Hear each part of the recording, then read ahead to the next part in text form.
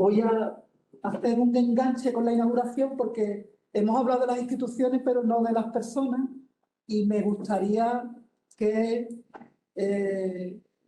no olvidáramos que todo este montaje que tenemos hoy aquí en Villalbina no sería posible sin, por cierto, hay muchas mujeres en el listado, con lo cual yo estoy muy contento también cuando sumamos ese balance descompensado que a mí me encanta por una vez, que es que haya mayoritariamente mujeres. Sin Lucía Vázquez de Res, imposible, imposible. Sin Elvira Parada, del vicerrectora de Cultura de la Universidad, también imposible haberlo hecho. Sin Paz y Marea, que no sé dónde está ahora que estoy hablando de ella, bueno, se lo decís, es imposible. Ella es la técnica del ayuntamiento que ha conseguido que todo esto encaje. Sin Irene Sánchez, de la Fundación Gaveiras, con el diseño, y luego, sobre todo, sin Estanislao Cincuano, que en unas condiciones muy, muy complicadas están garantizando que me parece que ayer eran 75 personas inscritas online, puedan seguir esto, a pesar de que en Villaluenga ahora prácticamente toda la población no tiene ni datos ni conexión. Y con eso, si os parece, empezamos. La idea es aproximadamente, Jorge va a hacer una intervención en este diálogo sobre, bueno, le hemos llamado provocativamente políticas culturales y mundo rural, con una pregunta que es oxímoron, y bajo ese epígrafe él va a intervenir 10 minutos, luego yo voy a intervenir 10 minutos y vamos a dar paso fundamentalmente a una rueda en la que podáis intervenir cualquiera de los que estéis tanto presencial como online. Yo creo que la idea nuestra es lanzaros alguna provocación y que iniciemos la reflexión del seminario. Así que, mi amigo Jorge, adelante. Buenos días, muchas gracias. Yo fui añadiendo títulos a lo que tú y yo habíamos imaginado, y primero se me ocurrió uno que me parecía muy oportuno, que es eso de Peligro llega a la cultura, que es un título muy adecuado para esto.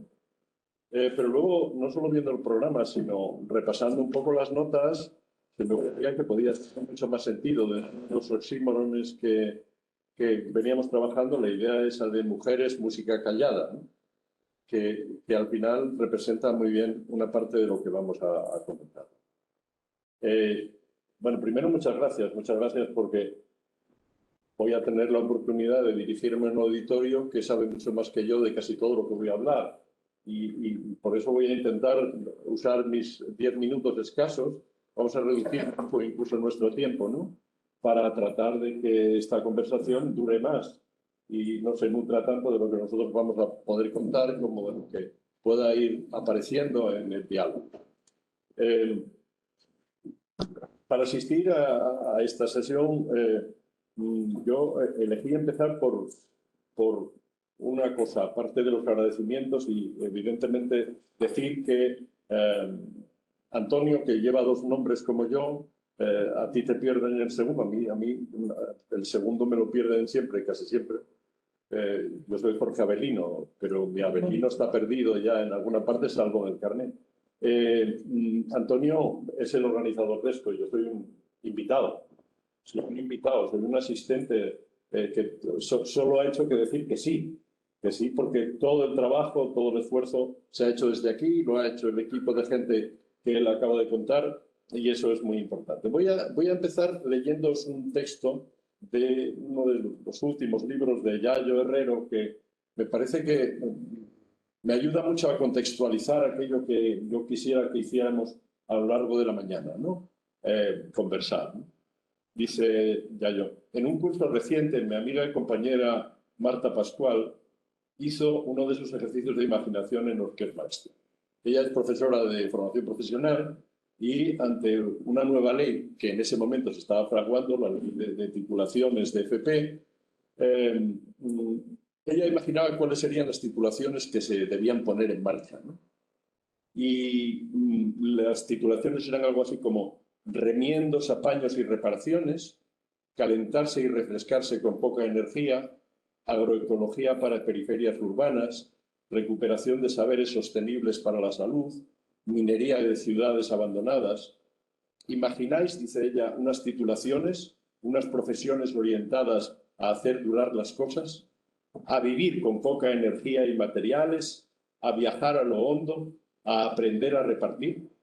¿Imagináis un ocio de baja entropía? ¿Cómo se podrían organizar los cuidados? ¿Cómo se producirían los alimentos? ¿Cómo se harían seguras las ciudades y los pueblos? ¿Cómo serían los museos?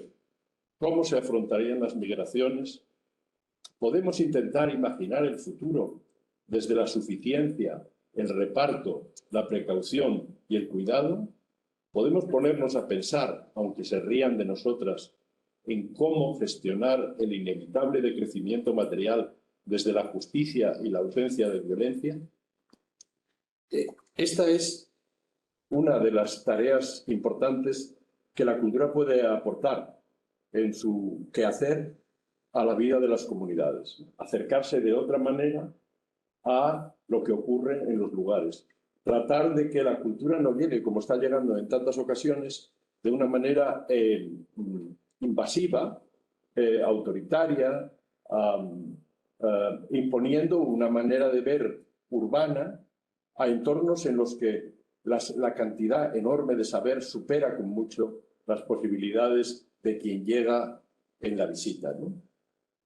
Yo soy un aprendiz de todo esto. Yo nací en una casa prestada por los amos a mis padres, que después de un esfuerzo monumental de ambos y con toda su cultura, y gracias a una ley afortunada pudieron hacer suya y pudieron hacer suyo un terreno en el que convivíamos en la casa con unos animales que nos permitían vivir durante unos cuantos años.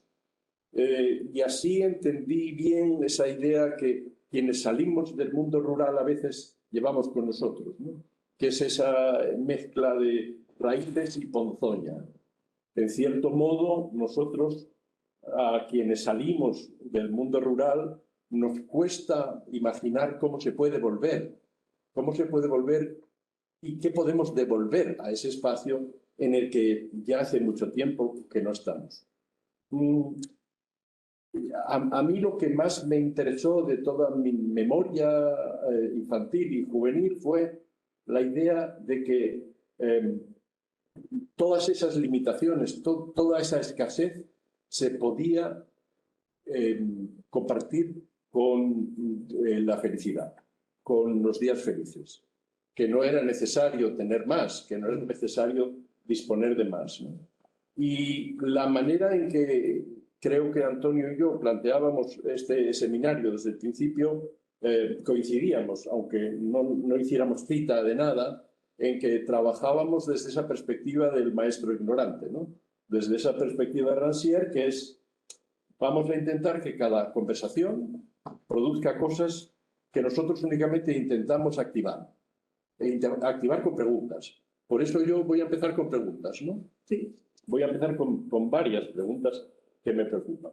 Y voy a hacerlo a partir de un acuerdo del Consejo Europeo de hace 2 semanas, en el que, curiosamente, aparecen 2 nuevos bloques en las políticas europeas de los próximos 3 o 4 años, 23, 24, 25, 26, que, bueno, pues nos pueden tocar, ¿no? Uno es artistas y profesionales de la cultura, potenciar los sectores cultural y creativo, eso tiene un texto muy largo. Otro es cultura para la gente, potenciar la participación cultural y el papel de la cultura en la sociedad. Está muy mal el enunciado, pero cuando vas al texto, el texto abre oportunidades. Y luego hay un tercer bloque que es cultura para el planeta, liberar el poder de la cultura, lo llaman. Entonces, en Cultura para la Gente, lo que se propone es trabajar de otra manera con el patrimonio, que es una oportunidad, sobre todo con el patrimonio material e inmaterial, sobre todo con la memoria, ¿no? Se propone trabajar en el ámbito de la cultura con los espacios de la salud, y la memoria que están muy conectados, que son espacios en los que la cultura trabaja todavía muy poco, Y en liberar el poder de la cultura se empieza hablando de qué tipo de ecosistema cultural puede tener utilidad en los ámbitos no específicamente urbanos. Luego ahí lo que se abre, curiosamente, si las cosas van por ese camino, será seguramente una oportunidad para que la financiación de proyectos en lugares muy pequeños por fin pueda encontrar también un hueco en los recursos públicos europeos. Pero hay dos preguntas con las que yo quisiera comenzar, ¿no? Ya se ha hecho mención a los problemas de la conectividad, ¿no? Llevamos una década por lo menos hablando de ese problema constantemente, el problema de qué pasa cuando quieres trabajar en un espacio no urbano. Bueno, nos lo hacemos en las zonas urbanas, que nadie se crea que los espacios urbanos están conectados. Los espacios urbanos siguen desconectados. Es decir, que la brecha digital aumenta y el tiempo del COVID no ha traído una mejora en esa brecha. Al contrario, la ha amplificado. Todo lo que sabemos es que la brecha ha crecido. Luego, hay una reclamación que no es urgente, es imprescindible para que pueda ocurrir algo mejor de lo que está ocurriendo ya en los espacios rurales, que es prioridad a la conexión. Pero la otra prioridad, de la que vamos a hablar seguro mucho hoy, es prioridad a las mujeres. Es decir, yo creo que es imposible plantear cualquier acción que tenga que ver con el espacio de lo rural sin comprender que la mayoría del saber hacer, pero también de la memoria, está en las mujeres de las comunidades, que son las que han venido soportando en la historia reciente lo que queda de la cultura rural, lo que queda del día a día y creo que a mucha gente que llega del urbano eso le va a costar aprenderlo.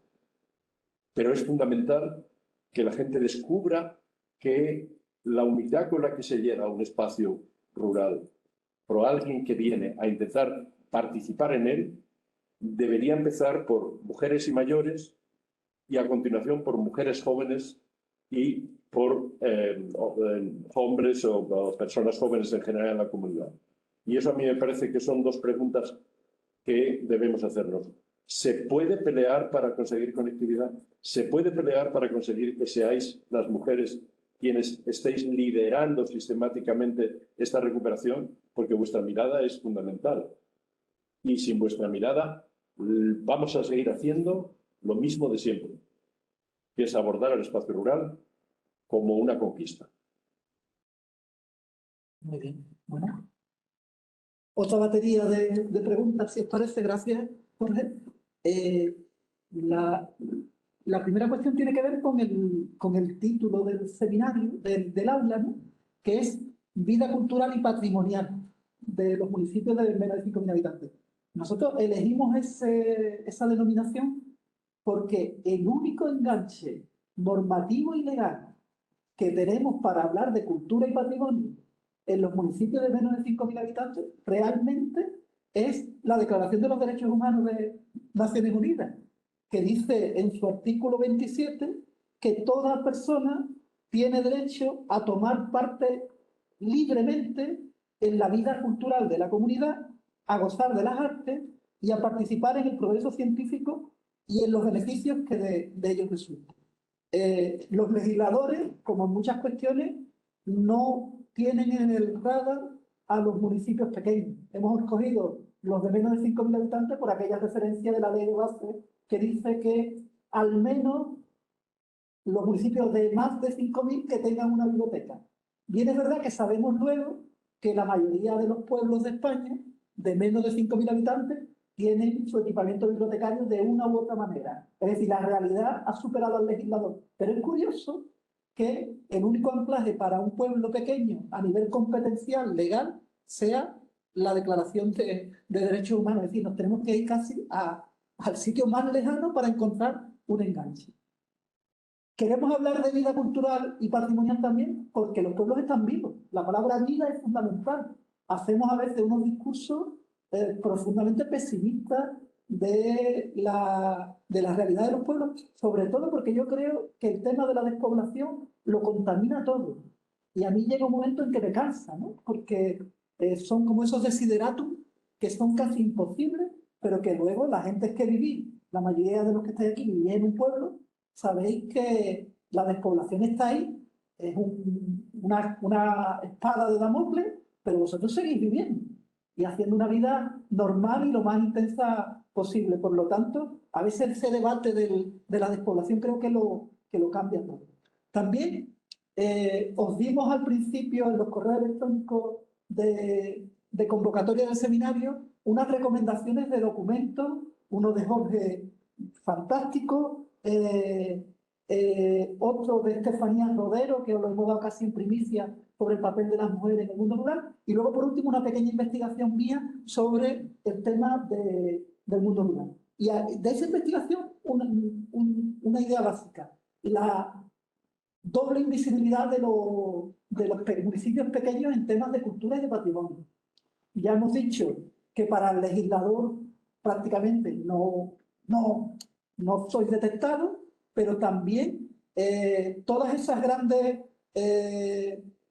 organizaciones a nivel europeo, a nivel nacional, que están en el entorno del mundo rural, no contemplan lo cultural como un elemento y lo patrimonial como un elemento importante en la forma de funcionar en un pueblo. Cuando luego, en la vida real, son mucho más cruciales de lo que parece. Es decir, hay como como una diferencia muy grande entre ese aspecto.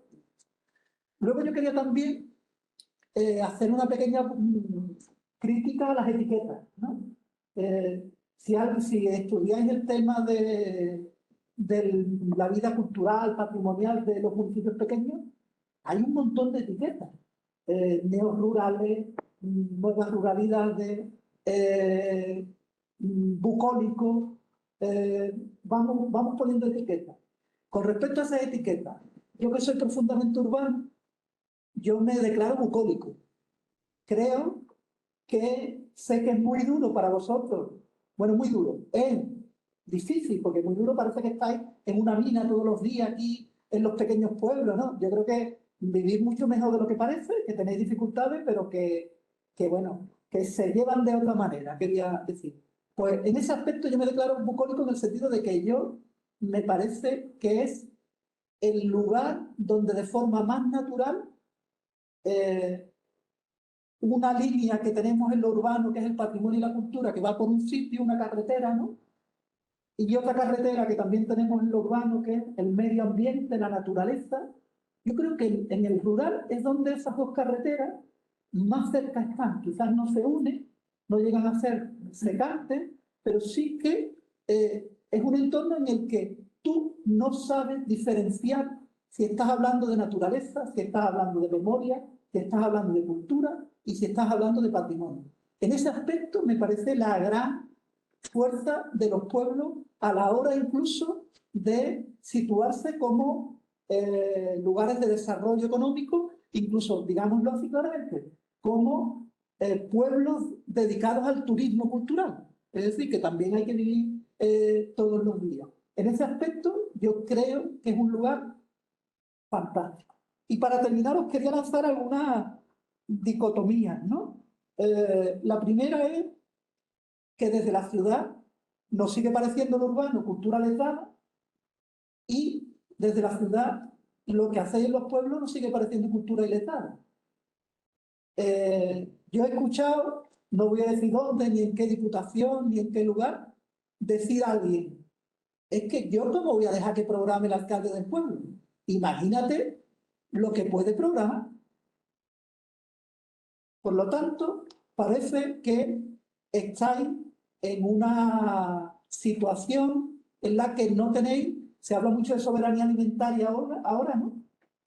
No tenéis soberanía cultural en el sentido, o patrimonial en el sentido de que los ayuntamientos son tan pequeños, tienen tan pocos recursos, que no pueden decidir soberanamente qué es lo que quieren hacer. Imaginaros, no sé, que los recursos en cultura de las diputaciones en España se distribuyeran entre esos municipios de menos de 20 habitantes. ¿Sería la realidad muy distinta a la de ahora, que supuestamente ¿Lo estamos haciendo desde lo urbano, con el conocimiento, el despertar? Bueno, no sé. Otra pregunta también. Lo propio y lo ajeno, que es un elemento clave. ¿Cuántas de las cosas que se están haciendo en los pueblos son ajenas completamente a la población, entre comillas, indígena del pueblo? ¿Y cuántas de las tradiciones más interiorizadas de los pueblos obviamos desde la gestión cultural? Y voy a hacer un ejemplo concreto ya para cerrar de aquí de Villaluenga. La asociación más potente de Villaluenga es una asociación dedicada al toro de cuerno. Y ahí hemos tocado una tradición que desde lo urbano, desde la ciudad, no queremos. Yo tengo una, ¿cómo decir? Una apatía hacia lo taurino enorme. O sea, no os podéis imaginar, me da igual. No lo entiendo, pero bueno, lo tengo ahí. Pero en muchos pueblos de España son la gente que dinamiza el territorio en determinados momentos. ¿Qué hacemos con esto? ¿Por qué decidimos trabajar con una gente y con otra no? Algún elemento de debate. No sé, yo creo que vamos bien de tiempo. Yo voy a hacer 5 minutos o 6, y así damos más tiempo. Y voy a lanzar, seguir con la batería de preguntas, ¿no? A mí hay dos o tres cosas que me parece que me gustaría poner en la conversación. Más cosas. Una tiene que ver con las institucionalidades, ¿no? ¿Qué modelos de institucionalidad, como tú planteabas, son los oportunos para resolver el problema de que la cultura enriquezca a una comunidad y no sea un producto que circula por ella, pero que participa de esta cosa terrible que ahora llaman la economía de la experiencia, ¿no? La cultura no puede... La cultura de la que nosotros hablamos, de la que las mujeres hablan, generalmente no tiene que ver con esa economía de la experiencia, que es una economía del gasto inmoderado, del consumo, que da igual que la pongas en el turismo, que la pongas en el producto, ¿no? en un producto material.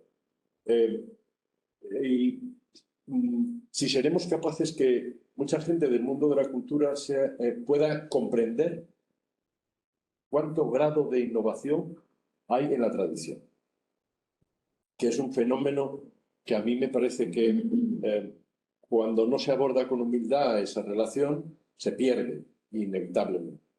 Y no solo es escuchar a los mayores, ¿no? Es aprender de los mayores. Porque es cierto que detrás de la economía de mantenimiento de cada comunidad hay un millón de saberes que estamos perdiendo cada día porque los queremos convertir en costumbres cuando no somos capaces de ver que aportan una capacidad de innovación enorme, que incluso alguien que viene con carácter creativo a un espacio pequeño puede aprovechar, ¿no?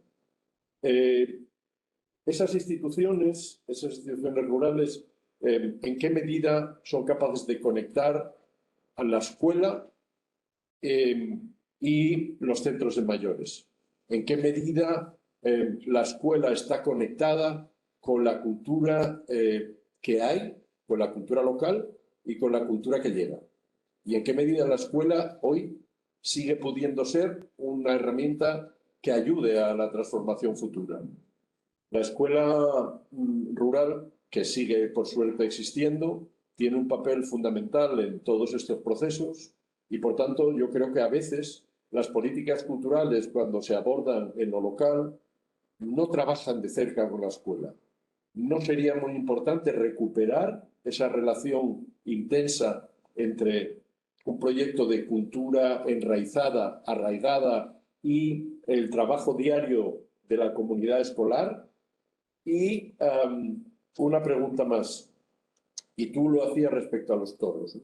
¿En qué medida vamos a poder establecer algún tipo de consenso sobre un conjunto de elementos de los patrimonios sostenibles, ¿no? ¿En qué medida es posible que seamos capaces de compaginar los valores de esa tradición con un conjunto de sostenibilidades que hoy a veces choca abiertamente incluso con las formas de subsistencia de las comunidades en el presente.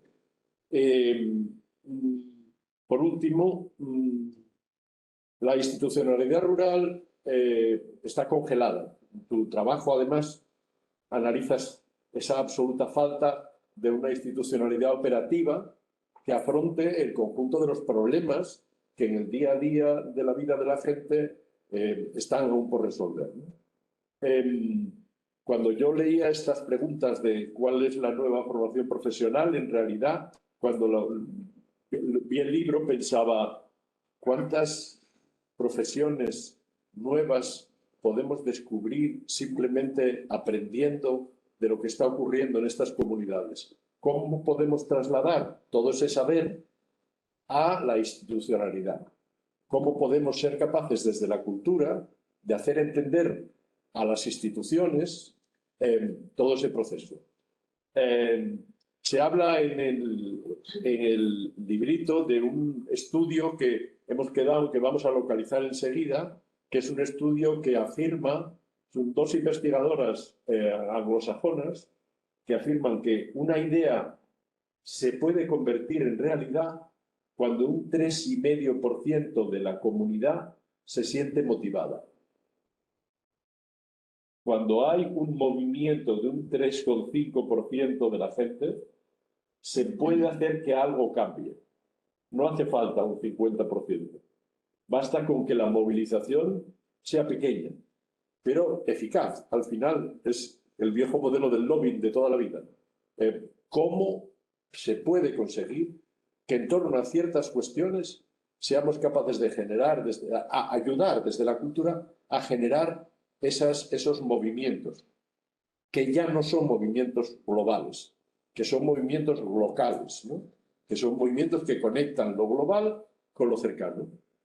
Y por tanto, ¿cuántas posibilidades tenemos de que eso ocurra antes de que sea tarde? Muy bien. Una nota más de la invisibilidad de todos estos temas, la invisibilidad académica. Los investigadores tenemos varias ventanas como si fueran los Facebook de los investigadores de redes sociales, ¿no? Una de ellas es ResearchGate, ¿no? La puerta a la investigación. En mi caso, todas las cosas que hago de patrimonio literario o de política de gestión cultural pura y dura tienen un seguimiento decente por parte de los investigadores. Todo lo que he hecho relacionado con patrimonio rural tiene un seguimiento menor. Por lo tanto, el mensaje que lanza la propia academia es que si investigas sobre temas rurales, serás menos competitivo como investigador y como docente. Por lo tanto, fijaros que la invisibilidad está en muchos... Y yo no quiero hacer una invisibilidad negativa, ¿no? Es decir, yo lo que quiero deciros es que está como por distintos sitios sobrevolando la cuestión. Entonces yo creo que hemos planteado, vamos un poquito retrasados, pero tenemos como 15 minutos, podemos tener 10 minutos para que Carmen nos transmita las observaciones desde el espacio sideral que decía Charo, y también para vuestras aportaciones aquí directas. No sé, Carmen, ¿hay algo? De momento nada, ¿vale? No sé, ¿alguna intervención por vuestra parte? Antonio, sí me gustaría citar una cosa de tu libro, ¿Sí? que me parece una de esas frases bellísimas. Esto está preparado. Y bien conocida. Exacto. Lo vendemos después en la entrada. Que dice eso de, para educar a un niño hace falta una tribu entera. Que me pareció una de esas cosas que además salió en una de las conversaciones que tuvisteis con la vuelta de los neozelandeses. Sí. Y me pareció una frase tan hermosa traer ese dicho africano, ¿no? Aquí. Bueno, sobre todo porque yo creo que como somos lo malo y lo bueno de los pueblos es la escala. No es como la vuelta a los mapas, ¿no? La escala es tan pequeña que todo en esa escala se complica, pero en las cuestiones que tienen que ver con el patrimonio, con la cultura en general, una de las virtudes es que hay que buscar a muchos socios para hacerla.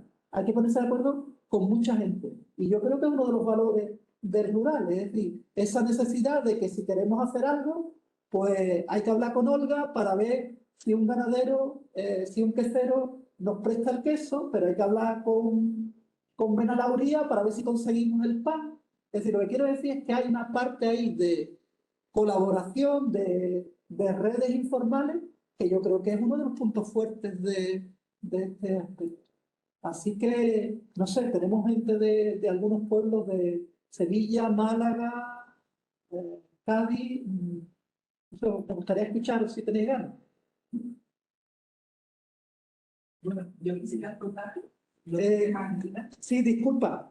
Vamos a hacer una cosa, los que estén online lo notarán. Notarán un silencio porque ella está lejos y yo lo que haré, te pediré brevedad y yo los repetiré la pregunta para que ellos puedan seguirla. ¿Vale?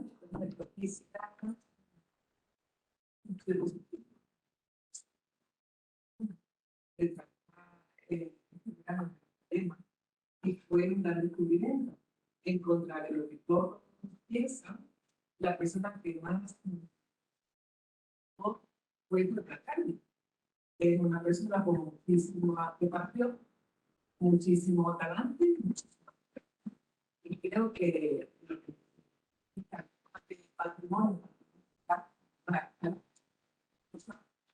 acabamos de mencionar la lucha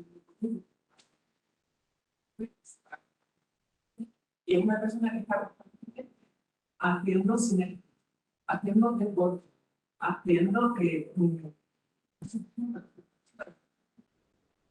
facilitador hasta tal punto que conseguí que los propios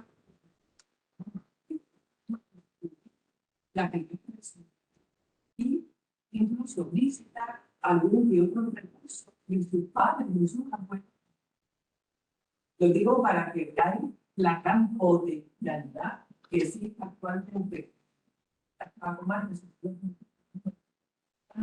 porque tenemos la gran suerte social europeo para arrebatar toda esta negatividad que existe, la acción desde lo urbano a lo rural, y ahí está ahí donde la gran parte de la sostenibilidad de nuestro destino. Carmen hace una intervención optimista a partir de una experiencia propia este verano en Grazalema. Nos ha comentado especialmente la receptividad. Es cierto, hay alcaldes en este momento muy bien preparados en los pueblos. En el caso de Carlos, el alcalde de Grazalema, ha hecho, bueno, ha comentado cómo quiere integrar los temas de patrimonio especialmente en su discurso y en su ambiente, pero también ha hecho una reflexión sobre las posibilidades que tienen hasta para los propios habitantes, especialmente los jóvenes de estos pueblos, el recuperar espacios, lugares, saberes que pertenecieron a dos generaciones, a una generación anterior, y que vuelve o retorna. Bien, no sé si he sintetizado, pero bien. ¿Alguna intervención, alguna pregunta? Hemos hecho muchas preguntas y no hemos generado dudas, ¿no? Mar comenta que la imagen Fuerte, Carmen, si puede, a ver si Vale. te escucha. La imagen bucólica se enfrenta a una realidad rural que también existe y que a mi juicio podría estar vinculada con un estado de aburrimiento o apatía social que existe en los pueblos y el problema del alcoholismo. ¿Cómo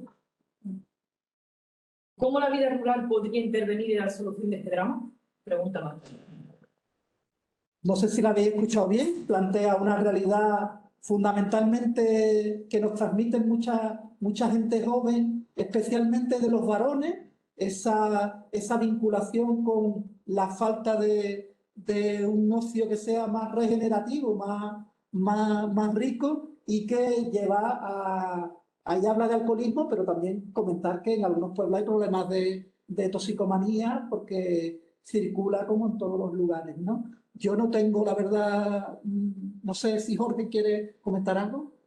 No, bueno, yo tengo un sueño casi, ¿no? Porque yo siempre he creído profundamente siempre que los espacios rurales necesitaban bibliotecas. Bibliotecas en el amplio sentido de la palabra, ¿no? Bueno, quienes hayáis tenido ocasión de visitar proyectos rurales en algunos países, como en muchos de estos lugares, el ágora en el que la comunidad convive de forma muy diversa se parece bastante a una biblioteca. Y son esos espacios comunes de convivencia en los que se comparte, se distribuye, y porque para quien no esté en el día a día de la gestión cultural, las bibliotecas se han transformado enormemente en el mundo y las bibliotecas son cada vez más el centro de recursos públicos más importante en países muy diversos. Y la posibilidad que hay todavía de que municipios menores de 5.000 habitantes recuperen esa herramienta, esa institucionalidad práctica, que es un espacio común en el que poder desarrollar actividades distintas para generaciones distintas y actividades de convivencia para ambas, a mí me sigue pareciendo un programa pendiente, ¿no? Es decir, ¿cómo creas una herramienta para la que suele haber algunos recursos, o puede haberlos, que tenga, digámoslo así, una traducción política en términos de institucionalidad comprensible en primera instancia, que es una biblioteca, todo el mundo parece que entiende lo que es, y cómo eres capaz de que esa herramienta intervenga desde el principio en la transformación de la vida de la comunidad, que no es difícil, pero curiosamente en España y el sector bibliotecario es un sector que es muy dinámico, que tiene mucha actividad, que incluso, además, las diputaciones están constantemente vinculadas a eso precisamente, pero es un sector que está pendiente de afrontar una posibilidad. Y para mí esa posibilidad tiene mucho que ver con por qué en cada unidad de más de 200 habitantes no hay un lugar de convivencia en el que existan las herramientas adecuadas para que la gente pueda trabajar en común. ¿Charo pide intervenir? ¿Charo Tegui? Sí, sigo con el argumentario de Jorge, porque yo creo que es bastante importante por la pregunta que nos hacía la compañera. Es decir, en muchos pueblos el único espacio de sociabilidad es el bar, no hay otro.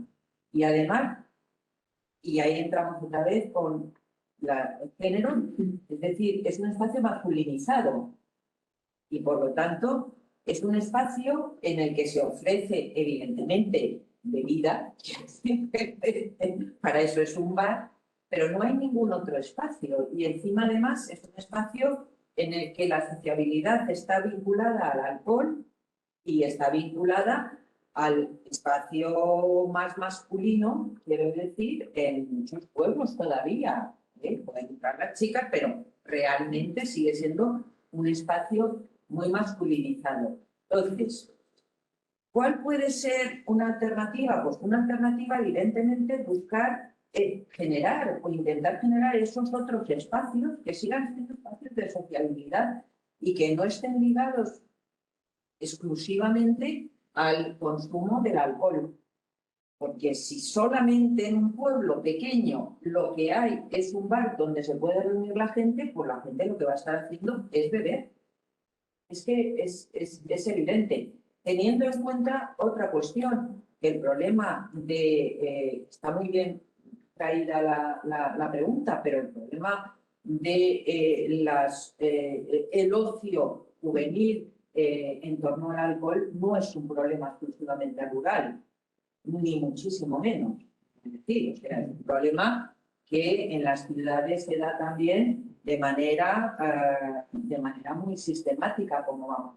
Por lo tanto, yo creo que es un tema que es sistémico ante qué tipo de alternativas estamos generando para el mundo rural, pero también para el mundo urbano y para la manera en que tienen los jóvenes de socializar, ¿no? Que puede ser la biblioteca, que puede ser un espacio en el que se esté haciendo videojuegos. No tenemos que estar pensando en... Pero hay iniciativas, por ejemplo, especialmente en Castilla y León, que como el bar es municipal, es decir, el bar es municipal y es una concesión que prácticamente el propio ayuntamiento para mantenerla paga la luz, paga el agua y no paga las mercancías de milagro porque no quiere que se cierre, están introduciendo elementos que hacen que el espacio no sea solo un espacio de alcohol, sino en el que puedas reunirte a trabajar con un portátil, en el que pueda, el tópico de los videojuegos, pues pueda tener videojuegos, pueda tener libros, es decir, un espacio más social. Yo creo que ahí la clave está también en la propiedad de esos equipamientos. Cuando es privado, evidentemente, no le vamos a pedir a un privado que haga, o también, ¿no? Se le puede pedir, pero del tema público. Tenemos, como el diálogo está pensado como un diálogo continuado, yo creo que podríamos dar por cerrado este primer episodio, y yo, si os parece, antes de dar paso a Benito y a Teresa, a mí me gusta que haya elementos también literarios en esto, y como el día está como está, he traído un poema de José Manuel Benítez Ariza, que es un poeta nuestro de la provincia de Cádiz, que tiene un territorio mítico, que es Indija, que sería, bueno, donde tú vives, Algodonales y todo esto, pero me estaba acordando, y como el día está como está, el poema dice, luego digo cuál es el título, que lo entenderéis. Dice, levantas la persiana y las cosas no están, y a ti te corresponde restablecer, a golpe de memoria, la apariencia del mundo. Allí estaba, recuerdas, la quebrada línea de las montañas y la lenta progresión del paisaje hasta elevarse a la altura del ojo que mira. Allí, el valle en su hondura ensimismada, el cauce intermitente y la intemperie expuesta a los pastizales. Allí, las casas hoscas con las cuencas vacías, nítidas en la imprecisión temprana de los colores confundidos y ofreciendo un primer atisbo de sentido a quien trataba de entender el mundo. Hoy todo está más claro. El mundo es blanco. El poema se llama Niebla, ¿vale? Creo que ahora cuando salgamos a la terraza, creo que podemos perfectamente ver todos los elementos de José Manuel. Nada, pasamos, si queréis, damos el paso y invitamos a Benito y a Teresa a...